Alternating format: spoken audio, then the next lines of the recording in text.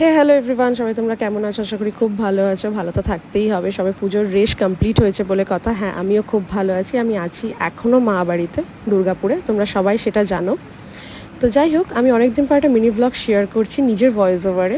গতকালের mini blog ছিল এটা। গতকাল আমি, মা, মানি, হালুম, ভাই চলে গেছিলাম হচ্ছে দুর্গাপুরে সিটি সেন্টারের উদ্দেশ্যে, সিটি সেন্টারের স্মার্ট বাজারে। আর ঢুকতে না ঢুকতে আমি তো পুতুলের সেকশন দেখে জাস্ট পাগল হয়ে যাই, কিন্তু কিছুই কিনিনি, কিনতে দেয়নি মা।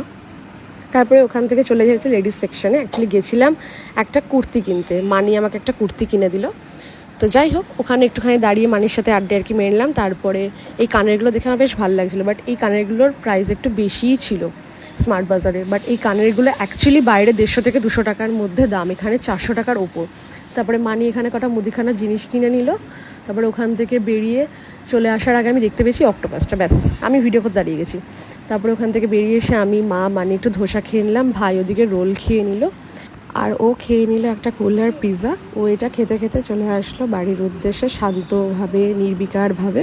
তো যাই হোক, চলো টাটা, দেখা হবে নেক্সট কোনো মিনি ব্লগে আবার।